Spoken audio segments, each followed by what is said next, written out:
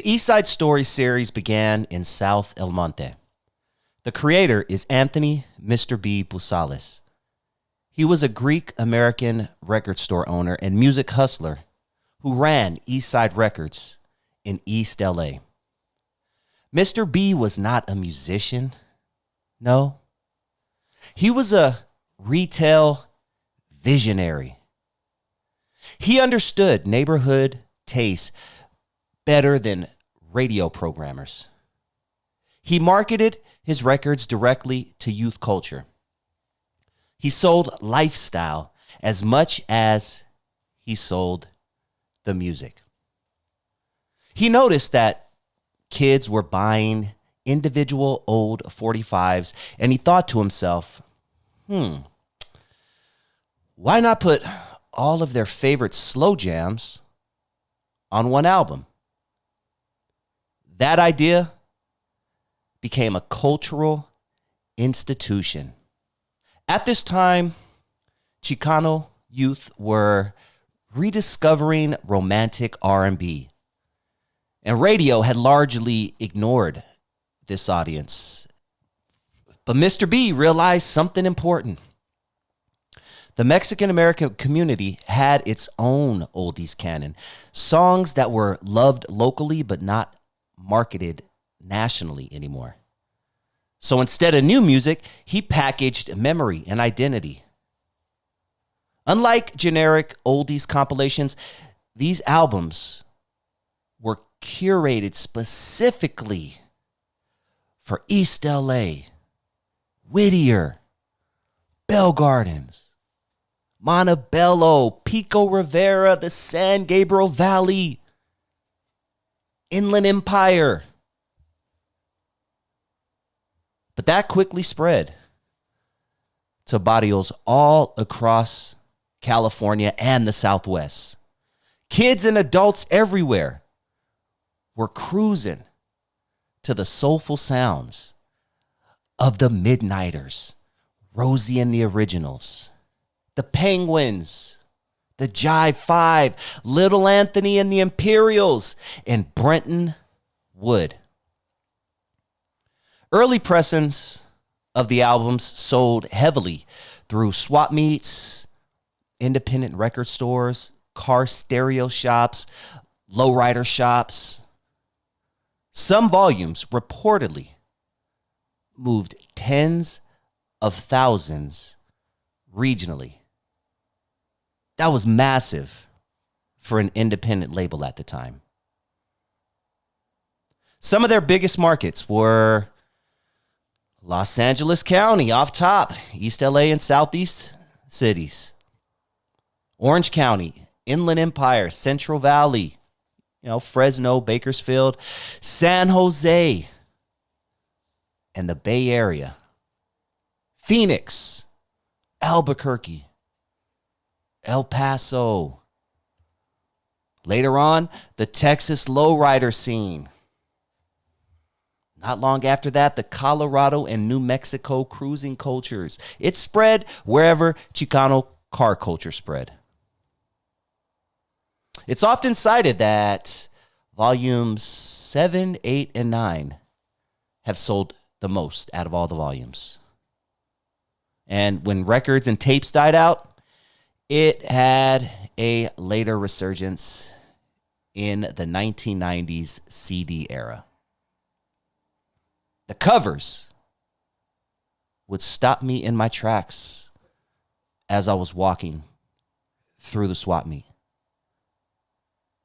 The covers are almost as famous as the music.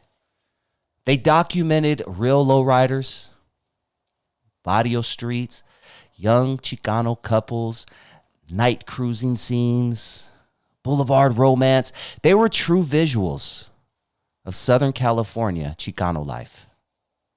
Many of the photo shoots happened around East LA, Whittier Boulevard, Montebello, Lincoln Heights, and Boyle Heights, just to name a few.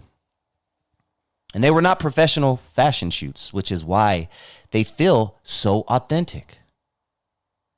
Early artwork came from local photographers that were connected to the car and street scene.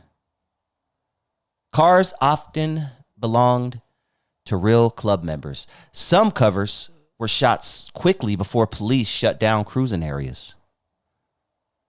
Over time, the covers became status symbols. People tried to identify locations and individuals decades later. One of the biggest questions has always been, how was Mr. B allowed to sell other people's music? This is where myth and reality mix. Yes, most music was licensed. Mr. B did not simply bootleg major releases, at least not officially. He worked through small distributors, independent rights holders, labels that owned old catalogs but weren't actively selling them. See, by the late 70s, many doo-wop and soul recordings were out of print. They were owned by small companies. They were cheap to license regionally. That's probably the main thing. And major labels often saw little value in them. But Mr. B did. Licensing older tracks for compilations was relatively inexpensive compared to new recordings. And labels were on board because, first of all, these songs were generating new revenue. Eastside Records reached an audience that they couldn't. So licensing deals became mutually beneficial. There were rumors of early gray market pressings or unclear paperwork common in independent distribution then. But the long lifespan of the series strongly suggests legitimate licensing agreements. If it were purely bootleg or even mostly bootleg, major labels would have shut it down a long time ago. Shout out to Mr. B for leaving a legacy. He is still alive. And I got the chance to interview him recently at a record fair in downtown Los Angeles this past weekend. If you have not got a chance to check out that video, I'm going to first ask you to hit that like button. If you have not already, go on and smash that like button for your boy. And if this is your first time joining the channel and you like what you hear, please hit that subscribe button. Now, enjoy my interview with Mr. B, creator of East Side Story. I actually worked my way through college selling records at swap meets. And the main one was Starlight Drive-In. Okay. It was on Rose Street Boulevard in South El Monte. It's not there anymore. They have houses there now, KB Homes.